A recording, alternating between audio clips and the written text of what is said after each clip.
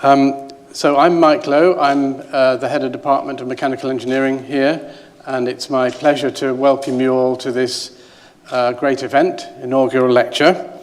Welcome everybody who's here. It's good to see a very good turnout in the room, and you'll all be pleased to know that there are also something like 150 people online watching. So we have a tremendous big audience for this occasion, which I'm delighted to know. And I hope the people online can all hear. I'll leave it to the events team here to check that that's all working okay. It's great to see Bamber's family here as well. Thank you very much for coming and welcome to the department. And also colleagues from many stages over the years of Bamber's career here. And a very special warm welcome to those who come and some who come back after a while to be here for this occasion. You're extremely welcome, very warm welcome to you coming back to the department again. I'm going to give a few announcements, organizational announcements first before we get going. So first of all, the obligatory important fire alarm preparation. If the fire alarm sounds, then we have to take it as genuine. We are not expecting a practice. So if you hear the fire alarm, let's hope we don't, but if you do, then we will need to leave the building. You can leave by any of the doors the 4 doors, so 2 at the back, 2 here, they all show the fire exit sign. You probably all want to leave by the one you came in because it's a natural thing to do. So unless there's an obstruction out there, you go out here. But any of these doors, you can follow the signs and make your way out. And the assembly point in the event of a fire alarm is that we go out onto Imperial College Road. That's the road that runs down the middle of the college. If you go out onto Exhibition Road and head towards the station, it's the first on the right. But of course, a lot of people will be doing the same thing, so you'll find your way there all right. So that's the procedure. Let's hope we don't have to use it. The other safety announcement I like to make is about COVID safety, which of course is a very important one in every meeting these days. The policy in the department is for wearing face coverings in public places. So when we go out at the end, it would be a very nice example to all of our students who have been extremely well behaved in this respect. If we put the face coverings on, if you're not wearing one now, put one on when we go out. And we do have face coverings at the front here. You can pick up one if you want to, if you don't have one. And I'll remind you of that at the end of the event. There's also hand sanitizer at various places around the room. So some on the front here and some on the end of some of the rows if people want to use that hand sanitizer. And I should also let you know that this lecture room is one of the top classified rooms in ventilation. So we assess the ventilation quality in all of our rooms. And type 1, which is the highest, best classification, includes this room. So it's extremely well ventilated, a very large turnover of air. So we're doing our best to be safe, but I ask you all to do your best as well with social distancing as you're going out and so on at the end. So that's it for those preparations for health and safety. I should let you know that the lecture will be recorded. So that's a requirement to say that, so it will be recorded. After the lecture, we will have question and answer session, which I will introduce straight after Bamber has finished speaking. And those of you who are listening online, some people have sent some questions in. If others wish to, during the lecture, then please do email the questions in. And Chelsea, who's here from the events team, will receive the emails or chat on the screen. Send your questions in, and Chelsea will gather those questions, so we'll be able to have the questions from people who are not here, as well as those who are here. We'll have a roving microphone for the questions. So that's the announcements of procedures. Yes, one more thing to say. This actually is our first on-campus real live event since the pandemic. The last one we had here was just before the pandemic started. So it's really, as well as the special moment it is for Bamba giving his inaugural, it's also a special moment for the department to be getting back, we hope, to normal. and this is a good event to start that off, to have our flagship events and so on happening here again, and we start that again this evening. So that's great. So I'd like to say, before Bamba speaks, I'll say a few words of introduction in general and about him. So the inaugural lecture is a high point for the individual, of course, but also for the department. It's a time of celebration and congratulations, and we in this department have a very good record of making good celebrations of these events. So that's a happy occasion. The promotion to professor marks an outstanding achievement for an academic member of staff. Being a professor represents world leadership in the research subject area. So we keep that in mind, and that's what we're celebrating here.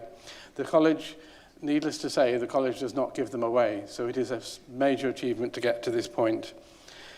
So we celebrate, and it's especially good, as I say, to be back here to do this in person, but also to welcome all those people who are watching online, which has enabled us to have a much bigger attendance than we would normally have had, which is terrific. So today it's my privilege and great pleasure to introduce one of our colleagues who's achieved the promotion to professor, and this is Professor Bamber Blackman. He's been with us a long time. Let's go back a little bit. So he studied his bachelor's degree here, BEng, back in the 1980s, graduated in 1989, and he stayed on then for his PhD. He worked with Professor Tony Kinloch as his supervisor, and I'm delighted that Tony and his wife are here tonight joining us. That's terrific. And Bamber's subject was the fracture behavior of bonded polymeric fiber composites. He graduated with his PhD in 1993. He stayed on after that again for a period of postdoc research, working again with Professor Tony Kinloch for the next 6 years till 1999, well, and beyond actually, but 1999 marks another significant point when he won a prestigious fellowship, EPSRC Advanced Research Fellowship, 5-year fellowship, which was a great achievement, and Bamber used that to pursue and continue his research. And at the end of that, he joined the academic staff. So this was 2004 when he was appointed here as lecturer. He was promoted to senior lecturer in 2007 and then to reader in 2011. And he's grown all of his activities, research, teaching, administration, many things he's done in this past period of time, last 20 years really. And in research, he's led in the mechanics of materials, and particularly two areas, joining of materials by adhesive bonding. So this is of key importance for advanced high-performance materials, such as fiber composites.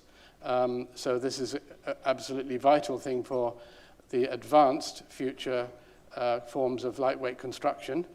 And the other area, obviously of particular significance, is structural integrity of bonded joints. Of course, that's related to the first part, of bonded joints and laminated materials.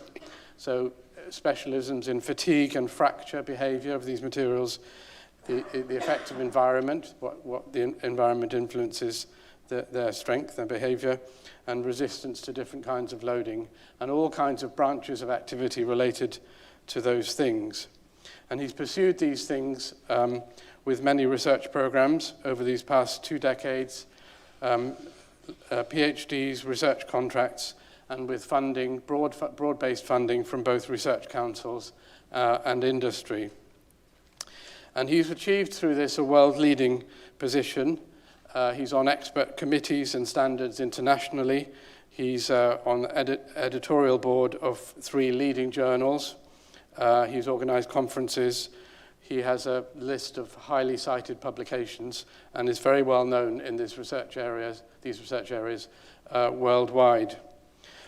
Within the department, he has leadership in the directorship roles or co-directorship roles of some important centres, and I'll mention just three things here. The AVIC Centre for Structural Design and Manufacture, aviation components, the COMAC Centre for Aircraft Wing Technology, and starting next year, the NEVC Advanced Vehicle Research Centre. So his leadership in helping to manage these centres is also a very important part of what Bamba does, an important contribution to the department for which we're very welcome. And of course, those areas I just mentioned are also closely related to the subject of his lecture that we're going to listen to today. I will also mention teaching, equally important for an academic these days, and he's contributed strongly to teaching many courses over the years. He's an excellent teacher, has really good records for it. He's currently a course leader for the first year materials course, which is a vital foundational course that says a lot about his teaching, that he leads a first year course in a core subject. And he's also teaching solid mechanics and fracture mechanics, and has taught a number of other things over the years, and has always been a very willing, helpful teacher, and I say a very easy person to manage. I think from a head of department's point of view, Bamba is an ideal member of staff, and it's been a great pleasure for me that he's always so easy to work with, and I'll thank you publicly for that, Bamba, and so competent as well, of course. So I'd like to recognize a couple of things going on from that about his contribution to the running of the department. So he picked up he was asked to take on the role of Deputy Director of Research very soon after he started. So that's already an indication of his ability and willingness. You need both of those. And he did that for 4 years, in 2006 to 2010. And then he took up the role of admissions tutor from 2011 to 2017, which is a vital role. That's all about getting the right undergraduate students into the program. And he did a brilliant job of that for those 6 years, 6 cycles of recruitment of students from 2011 to 2017. So I've got to the end of what I want to say by introduction. I want to invite Bamba now to give us his lecture, and I'll hand over to him. Thank you, Bamba.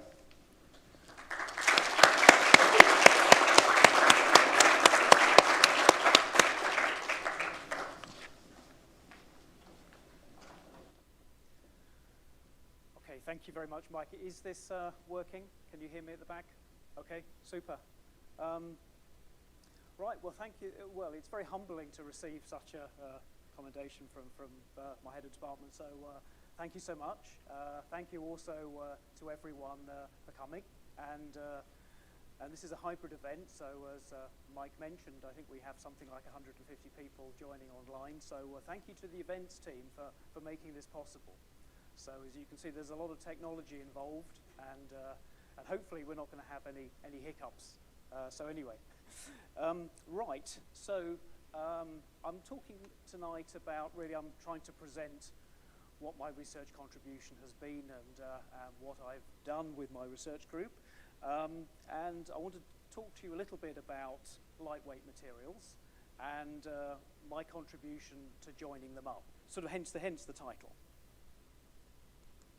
So just very quickly, what I want to do is set the tone for what myself and for what many of my colleagues are actually working towards. And one of the great aspects of working at Imperial College is that you have great colleagues and great teams of researchers that you interface with.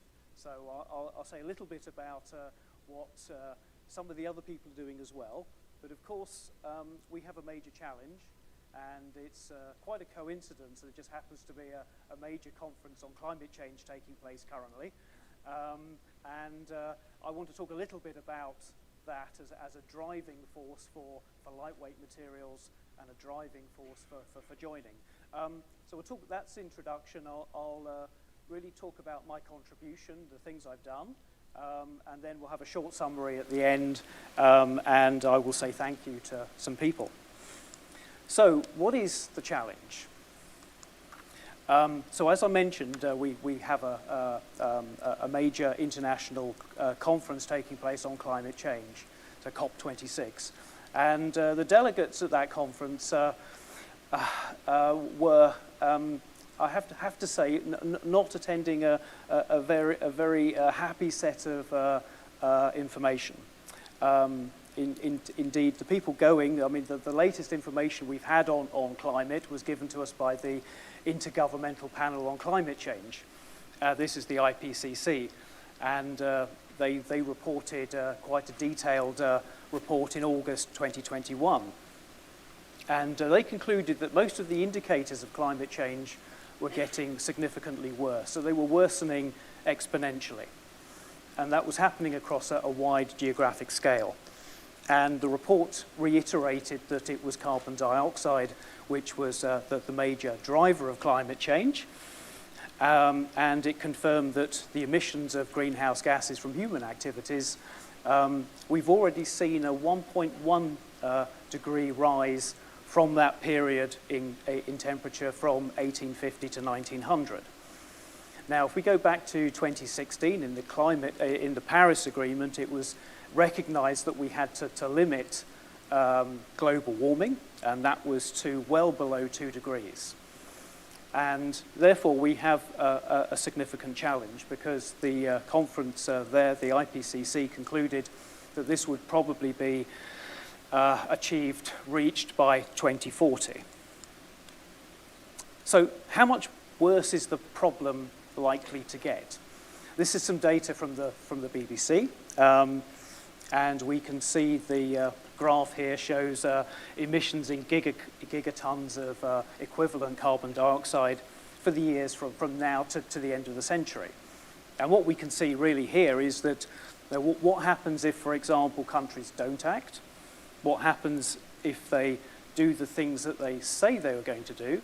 And what happens if they don't do the things they say they're going to do? And the prognosis is quite bleak on all fronts.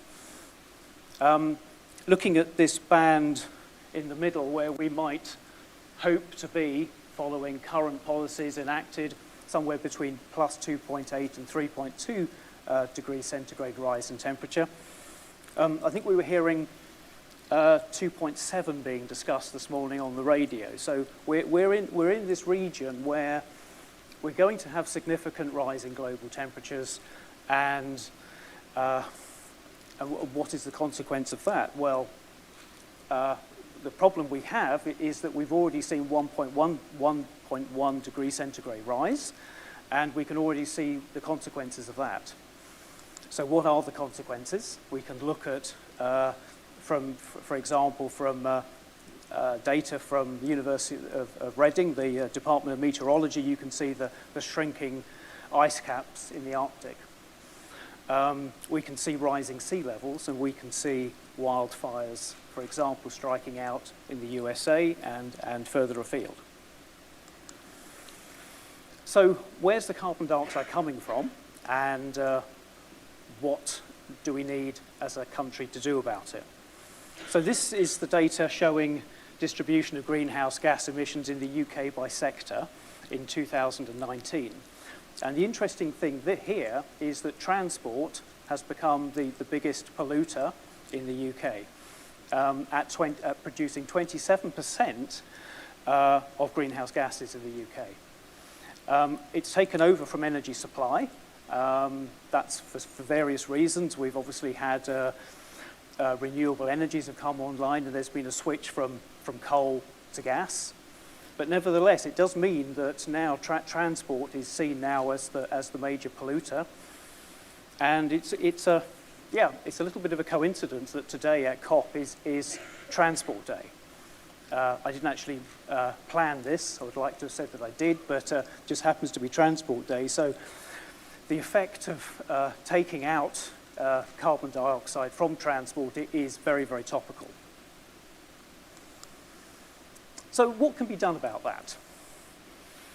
Well, of course, this is one of the areas where there's going to have to be a multifaceted approach. No one thing is going to solve this. Of course, battery-powered vehicles is going to be extremely important, and we have a whole group here in the department researching this technology. But certainly in terms of reducing carbon dioxide emissions from transport, then lightweighting is a particularly important issue. So what do we mean by vehicle lightweighting?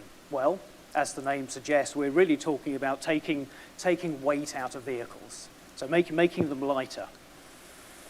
And why? Well, it's because it takes less energy to accelerate a lighter vehicle than a heavier one. And it's been estimated that reducing the weight of a vehicle by 10% improves its fuel efficiency by between 6 and 8%. And in addition to that, there are other advantages of using high-performance, lightweight materials. And I'll refer to some of them in this talk, but they relate to performance and safety. So we can have safer vehicles and higher performance vehicles while still generating less carbon dioxide. So we can see actually from the image here, you can see that the image here of the 1953 Chevrolet Corvette, you can see was 1953. So lightweighting is not a particularly new idea, but of course it's being accelerated rapidly now. I think the idea there that man is not Superman, that's a regular member of the driving community holding up what is a fiberglass car body. So, of course, a great deal of weight has been taken out of that vehicle structure by replacing metals, initially steel, with a composite material. So, if we're talking about reducing the weight of transport structures, it's a good starting point to look at a commercial airliner.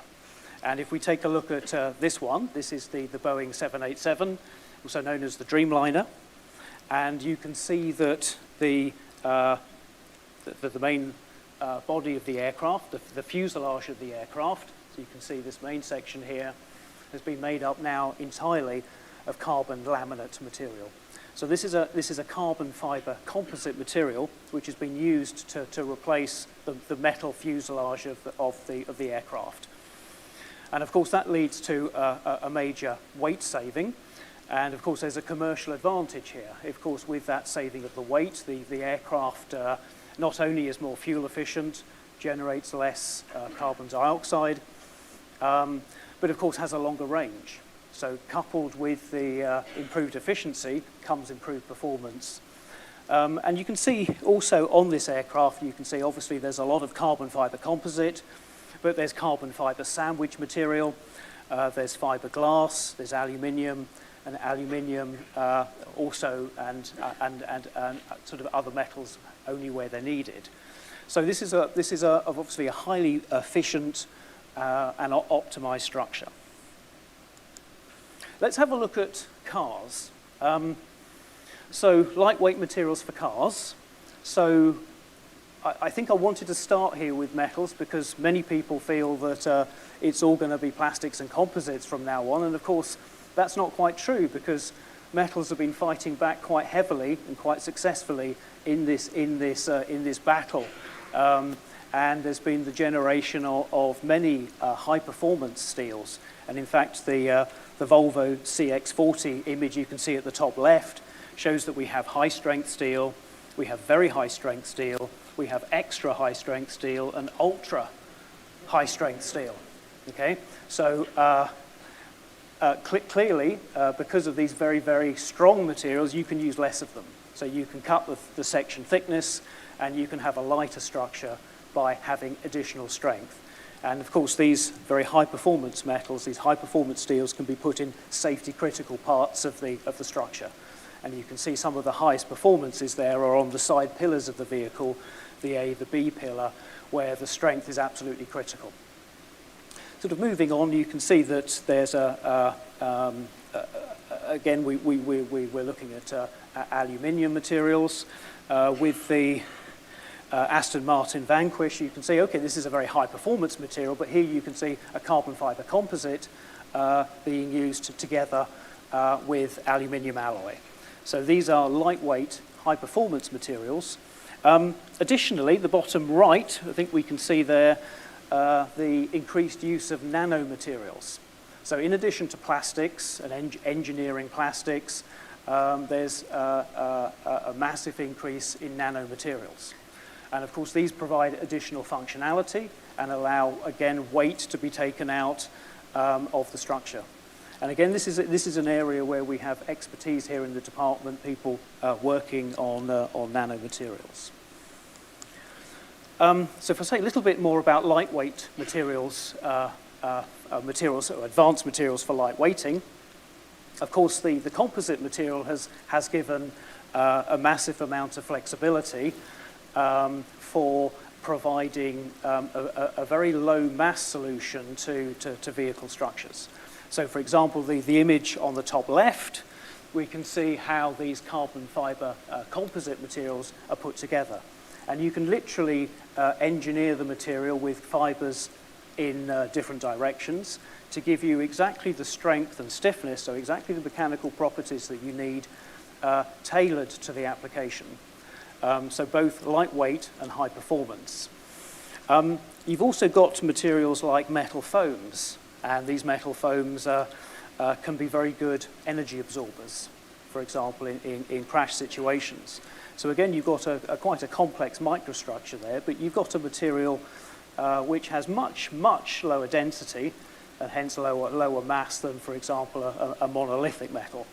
And then you've got sandwich panels, where you take a low-density core material and couple it with, for example, high-stiffness face sheets.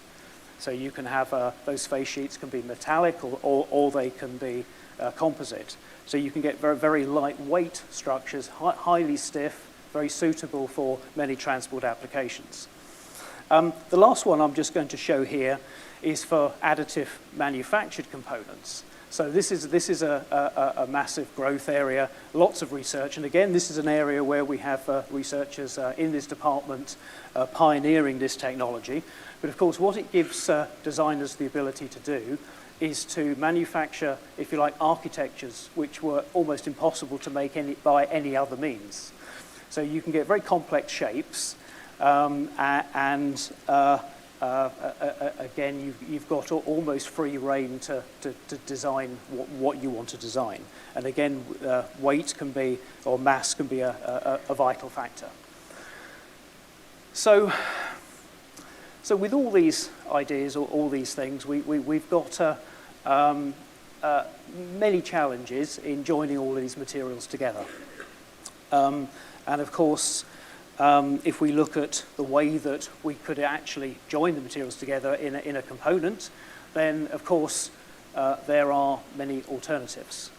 For example, if we start off the image on the top left, we've got a bolted joint. So my two materials, we could drill a hole through and we could send a bolt through and join them together. We could drill a hole and put a rivet through, or we could cut a hole in the lower piece and we could put it over a die and punch it to create a sort of a mechanical lock which would be described as a clinched joint. Alternatively, you could sort of combine the idea of the rivet and the clinch into what is known as the self-piercing rivet. And they've been very popular automotive solution for joining. Of course, we're all familiar with welding, where you use a molten metal to fuse and to join. There are other ways of doing that as well, but of course, the welding is a traditional technique. And then we have adhesive bonding. So, of course, adhesive bonding offers an immediate advantage because it typically will use a low-density polymeric material as the material to join. It offers lots of design flexibility in terms of being able to join different materials, so multi-material joints. of course, we haven't had to drill a hole through the materials, so there's no introduction of stress concentration. So we have a more even distribution of stress across the joint. So if well engineered and designed, the adhesive joint offers a very viable and highly competitive joining solution. Therefore, it is widely used. And if we look at another aircraft, in this case, if we look at the aircraft A380, so this is obviously a massive aircraft. And you can see that there are multiple applications here where adhesives have been used. So I won't go through all of these, but you can see that adhesives are used in the wing construction. They are used as a joining element in the fiber metal laminates or glare panels that are used in the central top part of the fuselage, and they're used in the vertical tailplane. So there's a lot of use of adhesives. But one thing I ought to point out is that the use of adhesives in aircraft structure are limited to secondary, not primary applications. So there is a lack of confidence in the use of adhesive joints for a number of reasons. And one of those reasons is the inability to detect some types of defect in adhesive joints. And one of those defects would actually be described as a kissing bond, where you have proper molecular contact between the adhesive and the substrate, but you have no adhesion. So there are certainly some limiting factors, but if we move on now to adhesives in the automotive industry, so we've got two images here. One is from Aston Martin and one is from Sika Adhesives. But you can see in these two images, you can see how structural adhesives are used to join essential parts of the structure. So in the top, you can see the orange fillet material. So my screen keeps blanking here, so I'll just come to here. You can see hopefully the adhesive fillets. And in this case, the adhesive, this high-performance paste adhesive, is joining aluminium alloy structure. And also there's a composite core to the car here, which is also being bonded to. And in the image below, we can see, again, it's now the adhesive is a blue color. Often they are color-coded. And you can see it's being robotically applied to this automotive component on a car production line. And of course, one of the key objectives, one of the key things that these adhesives have to be able to do is, of course, to hold the structure together rigidly and indeed to avoid many of the types of failure that may be encountered in service. For example, a fatigue failure or an impact failure. So assessing joint integrity is an essential activity here. And how do we do it? Well, we use a fracture mechanics technique because you could take a joint and you could measure the strength of that joint. But the problem we have with these sort of strength tests is that they become, and they are very geometry dependent. So if I change the geometry of the joint, then I change the strength that is measured. So it is a limitation that we've known about actually for many centuries. And if we look back to some of the work that Leonardo da Vinci did, he came up with this tensile tester for wire. And you can see in the image here, this was a recent recreation of the apparatus. But effectively, you have a rigid beam from which you suspend wires. And the wires all had the same cross-sectional area. And a hopper was attached to the end of the wire, and material was dropped down into the hopper so that the wire was loaded. And of course, you'd expect all the wires to have the same strength because it's the same material with the same cross-sectional area. However, it was found that the strength of the wire decreased as the length of the wire increased. And of course, initially confusing, but of course it demonstrated that the strength of those wires depended upon defects. And internal defects in those wires were controlling the strength, and the longer the wire, the higher the probability of containing a larger defect. And that was what's controlling the strength. So it's this central idea that leads us to the use of fraction mechanics. So the basic tenet of fraction mechanics is that failure is controlled by defects.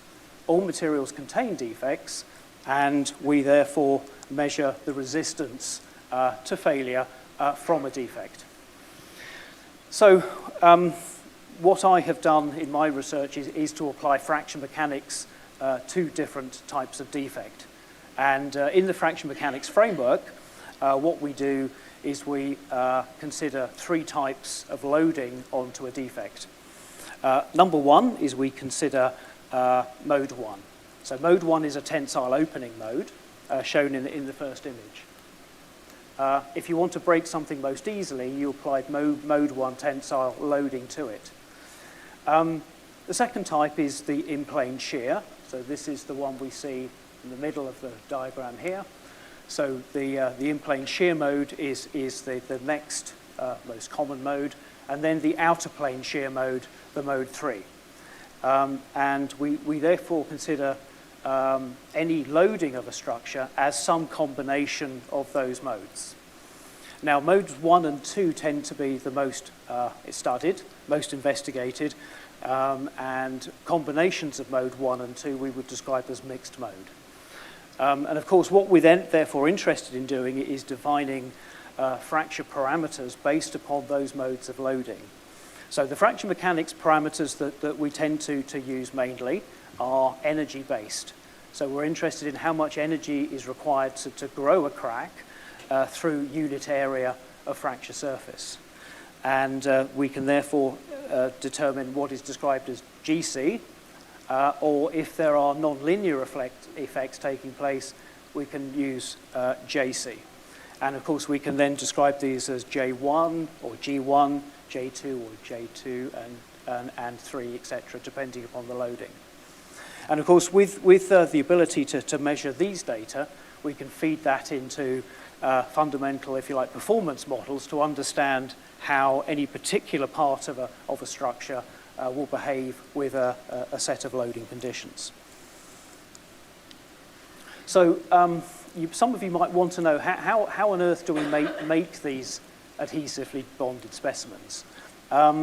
So I've just got some images here taken by various my students in the lab, and you can see it's a process whereby it's a little bit akin to cooking, but we can have, for example, substrate material. So substrates or adherents are the things that we're trying to join, and the high-performance adhesives typically come in these paste tubes, and we apply this paste to the substrates. It's then usually a question of spreading it across the substrates. So this is sort of a little bit akin to spreading Marmite on your toast. Often the viscosity is about the same. And then, of course, you form the joint, as shown in the fifth image here. Now, a critical thing, of course, for fraction mechanics is we need to put a crack in there. And it's not easy to do with these sort of specimens. So the way that we embed the defects is to take a release film. So this is a film of PTFE or similar material, which is very difficult to stick to, and that gets inserted into the middle of the joint. And the other thing we have to be a little bit careful about is controlling the bond line thickness. So we have wire shims, for example. And in this case, the student has been putting wire shims into the bond line, such that when the joint is formed, we can control how thick the adhesive layer is. Then, of course, that can go into a mold, into a jig. A plate can be put on top. It can go into the oven and be cured, and then can come out. And we've got some examples here of a joint made with composite specimens and a joint made with, in this case, titanium alloy adherents. And of course, what we then want to do is perform one of those fraction mechanics experiments, so either a mode 1, a mode 2, or a mixed mode 1-2 loading. So one of the things that we have done in my group is to develop this mode 1 method, and this is the double cantilever beam experiment, which we use to measure the resistance to mode 1 or tensile loading of the adhesive joint. And you can see the joint there hopefully the two substrates, the adhesive layer, the centrally positioned crack, and then the forces that we apply. And those can be either metallic substrates, or they can be composite. And the image at the bottom here is just showing one of those tests being performed in the lab. And if the specimen behaves in what we would describe as a linear elastic manner, so that the global loading remains linear elastic, we can then apply the G approach. And if there are significant nonlinearities present due to, for example, the ductility of the adhesive, because many of the adhesives that are used today are not only highly tough and energy absorbing, but also some of them are ductile. So this was an example of what we would describe as a resistance curve for the resistance to mode 1 loading as a function of crack length. So what we've done here, using this mode 1 international test standard, is to measure the resistance that this joint has. And of course, we have to worry first of all about the adhesion. We need the adhesive to stick well. And secondly, we need to ensure that the crack runs what we would describe as cohesively through the adhesive. So if it runs along the interface, we could have a different fracture mode, and I'll talk a little bit more about that in a few slides' time. Of course, the second mode, the mode 2, is a more fracture-resistant mode, and it's more difficult to test. So we've had quite a lot of fun trying to develop methodologies to test in mode 2. But of course, it's an in-plane shear mode, so there are different ways of doing it, but we typically will for example, clamp the specimen at one end and apply bending forces to the other end, a bending moment, and try and drive the crack through the adhesive layer. And of course, doing that, you generate pure shear conditions at the crack tip, which is what we're after. And what we actually find is that when you do this, you can get a very complicated damage zone at the crack tip. So if you look quite carefully at what's going on here, this is the specimen. So we clamp it here. This clamp is allowed to slide from left to right. We apply a force, so the beam bends. This is a photograph of it happening. And if we look at the end of the crack, what happens? We actually see a very complicated damage zone process. This we can describe as a fracture process zone. And some of these fracture process zones in mode 2 can be very significantly large. And of course, that's, if you like, goes hand in hand with it having this higher fracture resistance, because that process zone is absorbing energy. So it's resisting failure. And this is what we might see when we test. We might see some nonlinearity, potentially. Well, hopefully, we would see a cohesive failure with the crack running through the adhesive. And it's just worth noting here that the resistance to mode 2 failure is, for this particular structural adhesive, of the order of 6 times that in mode 1. So there's a clear guide here that we want to always try and maximize the mode 2 loading in a structure, because that's obviously enhancing and increasing its fracture resistance. So it's been great fun developing some of these test methods, and I just mention at this point that I'm involved with an organization called ISES, which is the European Structural Integrity Society, and as you say here, the aims of that society are to develop and extend knowledge in all aspects of structural integrity, and it does that through the workings of about 17 different technical committees. Now, some of those technical committees are materials-based, for example, ceramics or concrete, or polymers and composites, which is the one that I currently co-chair, or some are application-based, for example, high temperature or dynamic fracture. So you can see that we have detailed meetings, and there's hard work takes place with in the executive committee, and also this is the ISES TC4 committee. So I chair that currently with Andreas Brunner over on the right, but we basically work in developing many of these fracture standards. So we're developing fracture standards for polymers, through from thermoplastics through to rubbers currently, and composite materials, so lots of delamination problems, and of course adhesives through adhesive joints. So lots of the standards development gets routed through the ISES Technical Committee. What I want to do now is talk about some examples of my research where, first of all, we've worked at enhancing the adhesion.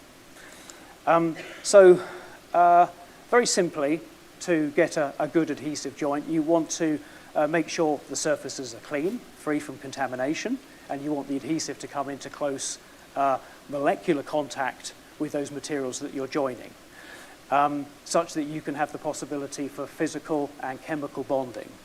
So when we are engineering a surface, what we're really intending to do is to introduce, for example, chemical species onto the surface, which promotes this physical and chemical bonding.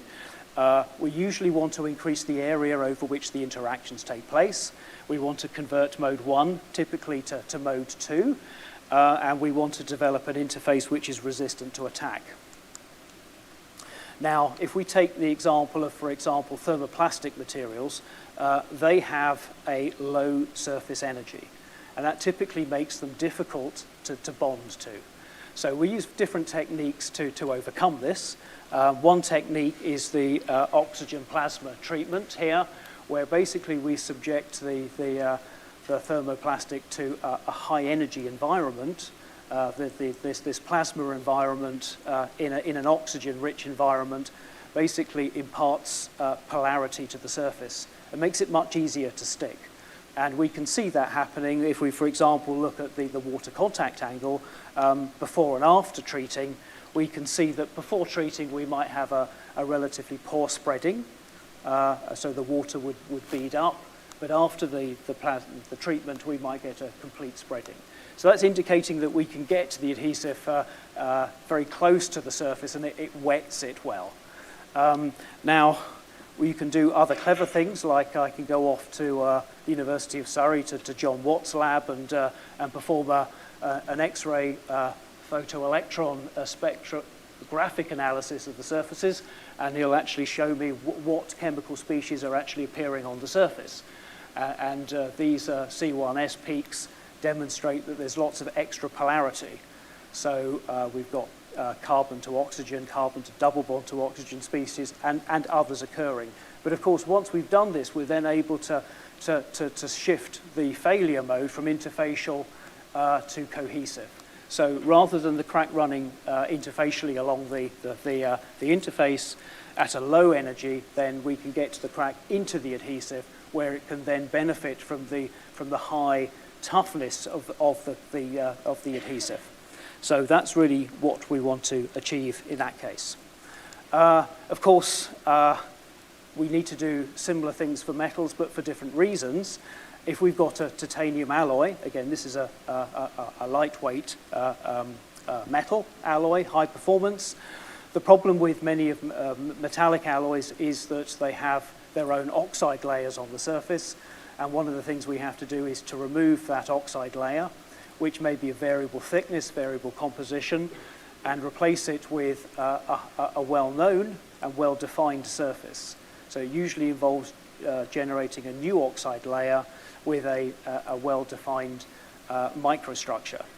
So you can see this is the way that we do this in the lab. You can see that it's not always environmentally friendly, but you can see that some of the nanostructures that we form on the surface of the material is very commensurate to allowing adhesive to penetrate in, forming a very strong bond, and also making it very hard to displace the adhesive via, for example, water ingress. In some more recent work, we were working on it was a big partner project here with an automotive OEM, and we were looking to use more environmentally friendly treatments to overcome the adhesion of of an aluminium alloy which had been formed through a novel processing route. And that processing route was developed by the metal forming team here in the department. And of course, in this case, we had relatively thin sheet material, so we couldn't use our standard sample. We had to stiffen it up, so we had a reinforced double cantilever beam, such that in this case we could apply our fracture mechanics analysis to measure the resistance to joint failure. And we were able there to look at, for example, silane treatments and titanium zirconium treatments on this particular surface. And we've shown that they have certainly can be used to good effect.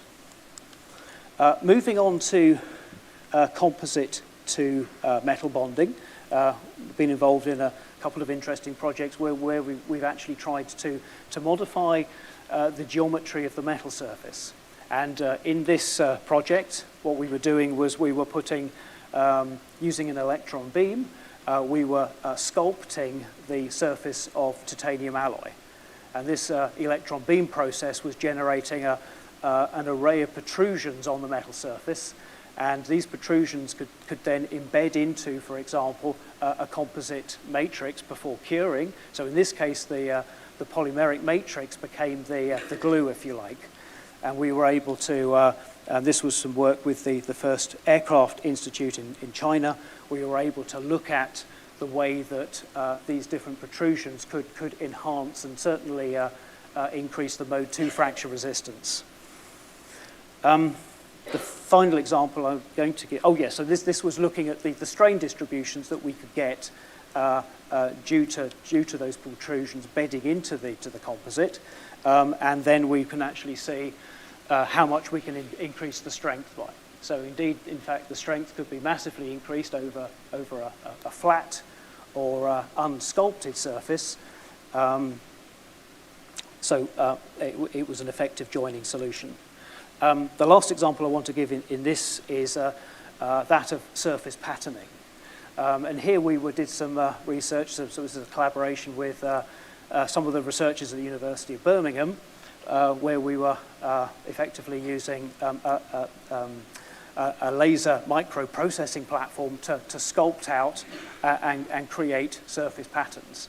And of course, what we're trying to do here is we're trying to shift the failure from, if, for example, a pure mode 1 to a more mixed mode 1, mode 2 scenario. We could then actually see the extent to which we're able to elevate the fracture resistance. So I just want to give two examples finally of some of the areas where the research has been application driven. And this was an example of a project where we were looking at the adhesion of titanium alloy to carbon fiber composite. And here's, I think probably most people are familiar now with the idea of using composite fan blades for aero engines. And of course, originally these fan blades were titanium alloy and of course were heavier. And if you could switch that material to composite material, then you could take out a lot of the weight from the structure. But of course, the problem you have is that the composite material doesn't necessarily have the impact resistance that you require, for example, from bird strike. So it becomes necessary to bond titanium alloy protection strips to the leading edge and to the tip region of the fan blades to protect against impact strike. So this was an area that we were involved in here at Imperial, and looking at the adhesion of the titanium to the CFRP, and of course we performed fatigue work on that. We looked at the quasi-static and the fatigue loading, and of course we also went on to look at some of the vibrational loading, the modal vibrational loading that these components can suffer on run up and run down, where they may go through various resonances. So again, we were applying our fracture mechanics tests to calibrate the models involved there. The final example I'm going to give is when we need to get crash resistance. So here, rather than necessarily fatigue, it's the ability to absorb impact, which is the important thing. And of course, in a car crash test, you can see here, if that front end of the car is adhesively bonded, then it's absolutely essential that these adhesives that are being used are able to avoid brittle fracture, such that they can hold the metal together, such that the metalwork can absorb the energy. And of course, that means that we need dynamic performance out of the adhesive. So we can actually perform our fraction mechanics experiments, for example, over a range of rates. And here you can see the diagram along the bottom, the mode 1, mode 2, and mixed mode specimens we can use to investigate the different mode mixes. And we can then, of course, apply different loading rates. And this shows you only how we do it in mode 1. But we can apply, for example, using high-speed servo-hydraulic apparatus, we can apply fast opening loads, and with, for example, high-speed video photography, and more recently with DIC, this digital image correlation techniques where you can paint the surface of specimens and track the relative displacement of individual pixels on the surface. You can get an idea and extract the data that you need to understand the dynamic performance. So this is what we've done for a number of different adhesives, and we're able to spot, for example, adhesives which have high crash resistance to adhesives which have lower crash resistance. We're able to spot transitions where adhesives may start behaving in a brittle manner. And also we can see, in this case, on the right, you can see where we seem to have a relatively low performance. You can see that this is, for example, a woven composite material which was being bonded. And of course, it was the failure of the composite material which was now limiting the performance. So the adhesive was doing its job, but the composite material was failing. So it was a limitation not of the joint, but of the material. So I've had a very nice, interesting collaboration with the dynamics team at the University of Oxford, and we've looked at applying even sort of faster loading rates to some of these samples. For example, in this case, using wedge loading. So if that is connected up to, for example, a gas gun, then you can obtain higher loading rates, and you can get this dynamic fracture performance. And of course, this information can then calibrate the models that you have. So for example, we'll have a typical cohesive zone law where we'll have a traction separation relationship for the adhesive joint across the modes 1, 2, and mixed mode. We can then put that into performance models. Good, so a short summary. I think hopefully I've emphasized that climate change is a challenge to us all, and engineers in particular. So part of the response to this, and there are many responses, but part of the response is that there is a revolution taking place in lightweight vehicle design. But these lightweight vehicles pose us additional challenges, and some of these challenges come across to how we join them. So I've outlined some of the ways that my research has addressed these, and the people that I work with and the research team, the work that we do. But as always, there is much more to be done. I just want to finish with some acknowledgements. So I'd just first of all like to acknowledge Professor Gordon Williams and Professor Tony Kinloch. So it's been a great privilege and honor to have worked with you over the years, and you've always been, both of you, a great source of motivation. And looking from the image here, I think it looks like Tony won that tennis match, actually. So, but yeah, always thank you for your inspiration and guidance. So I mentioned the different teams at Imperial. It's a privilege to work here because there are so many dedicated and wonderful researchers working on different areas. This is the Mechanics of Materials research group. So here we are.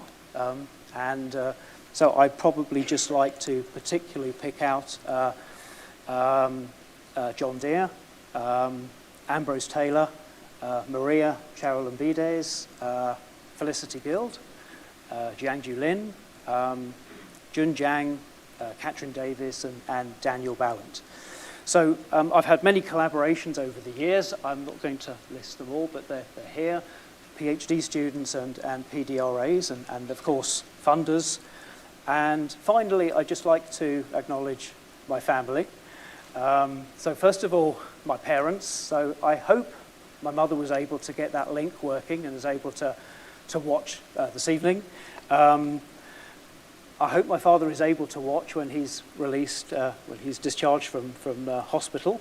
And I'd like to thank my wife Karen and Oliver and Ruth for putting up with me and for always supporting me. So thank you very much indeed for your attention.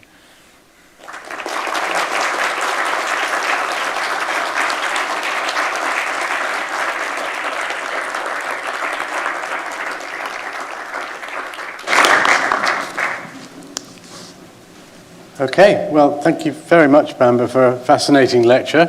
Bamber is happy to take a few questions, and I think we have a roving microphone somebody's going to come around if you'd like to ask a question. And maybe I'll kick off with one that has been sent in just while you're all thinking what you're going to ask.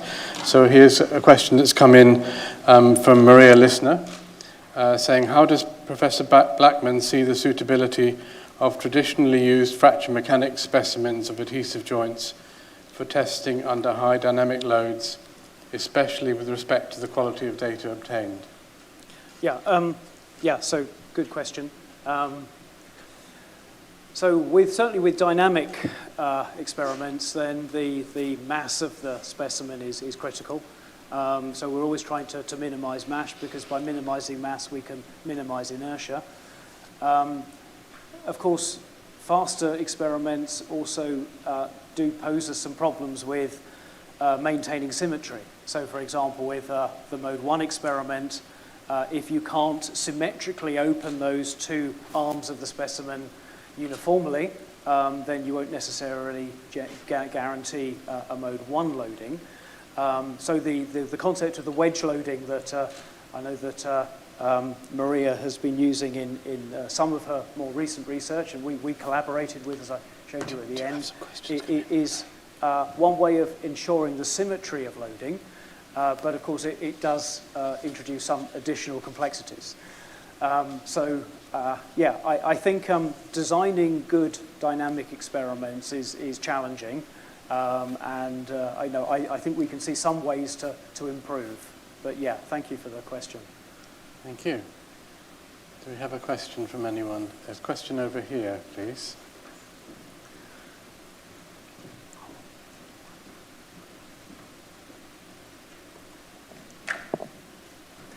Thanks, Bamber. Very nice talk. Initially, you put slides that show various kind of joining technologies compared to other technologies, and what's the cost for adhesive bonding? That's the first question. Second is, for adhesive bonding, what's the main cost come from? From the adhesives, or preparing of the surface, or other things? Okay. So if we do the second one first, actually, so with the main cost, of course, so the adhesives themselves are expensive because they are highly engineered products with complex ingredients. Nanotechnology is involved, but of course, surface preparation is costly. That's certainly a major aspect of the cost, and of course also with, for example, heat-cured adhesives, then the cost of heating is important. Often, the automotive industry have a clever way of getting around that by combining the curing of the adhesive with the heating of the car in the paint oven. So it's not an additional cost. But all of these are important. I suspect the surface treatment probably is more costly than the actual product itself. Okay, and the first part of your question now was the cost of the different techniques. Okay, so I think the clinching and the riveting are cheap. I think the self-piercing riveting is cheap compared to adhesive bonding. But of course, with adhesive bonding, you are getting the extra functionality. So you're paying more for a process because you're getting a potentially better result. So you're avoiding that stress concentration. You're getting a stiffer structure, which hopefully, if well designed, is then more resistant to, for example, fatigue failure later on. Okay. Thank you very much. Yeah, question. One more question here then. Great lecture, Bamber. Great course. Thank you, John. I've been thinking about. Hang on for the microphone. They've got to hear you on online. I've been thinking about purchasing. I haven't got committed in any way yet. An electric vehicle with a composite body. But my only worry is that if someone drives into the side of me, am I going to be able to repair it? Oh, right. I didn't mention this, John, did I? But of course, we're working heavily on repairing composite structures. So, of course, yeah. How do you repair a composite if you drive your car into a bollard, in a car park? Yeah. How do you do that? So at the moment, it's quite expensive. Right, but if your repair patches work out, maybe we can get the cost of doing this down. I like the idea of your repair patch, but I don't want to spoil the lines of my vehicle. Your Class A surface, yeah. Thank you, John. Yeah. I think that's a very good point to leave the questions on. So we move on now to the vote of thanks. And we have online, I hope, Bamber's collaborating colleague, Dr. Andreas Brunner, who's going to give the vote of thanks. And I'll hand over to you, Andreas. Thank you very much for the introduction. And hello and good evening from Switzerland. When Bamber asked me to deliver the thank you note for his inaugural lecture, I perceived this as a great honor. My first thank you hence goes to Professor Gordon Williams and Professor Tony Kinloch, both present in the audience, for giving me the opportunity to collaborate with Bamber for many years. We first met in 1994 at the ISES TC4 meeting in Les Diableret, and our cooperation in fracture mechanics now continues into my retirement through co-chairing ISES TC4 and the organization of the TC4 conferences. As Bamber has pointed out, validated internationally agreed test standards are vital for the adoption of advanced materials and composites with adhesively bonded joints by industry. Such materials are crucial for designing the next generation of structures and components. Bamber's research so far has played a key role in the development of standard tests and their implementation, and thus provides the foundation for widespread use, in the end yielding significant weight savings and improved long-term performance. There are many memorable events from the last 27 years. One that we will never forget was a Portuguese specialty dinner in 1998 at the restaurant that, according to the advertisement, even had catered to royals on the occasion of their visit to Portugal. My memory does not recall any fracture experiment where the difference between expectation and reality was as big as for this dinner. We nibbled a few bits, and most of the food served went back to the kitchen. Luckily, Portuguese wine and beer helped us to recover from this shocking experience. Bamber has always been and still is an inspiring and supportive colleague who over the years has become a close and dear friend. My second thank you goes to Bamber, together with my congratulations on an impressive and stimulating inaugural lecture. I am convinced that you, the audience, will agree with this statement. My final thank you goes to the audience for taking time from busy schedules, and especially to those who asked questions on various issues regarding adhesive bonding. That provides a promising perspective for better technologies that enable a safer and healthier future for all of us.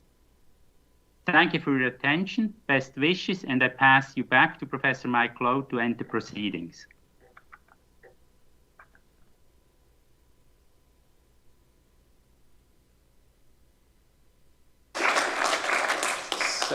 So thank you very much to Dr. Brunner. So we have come to the end of the proceedings tonight. Can I just, before I close off the session, can I just remind you, please, that as you go out, maintain social distancing and put on face coverings, as it's the policy when we're out there on the concourse. So two thanks I'd like to give. One, to thanks to the events team for running this so well. You've done a great job. Thank you very much. And secondly, thank you to all of the audience who have come for this special occasion tonight. Thank you.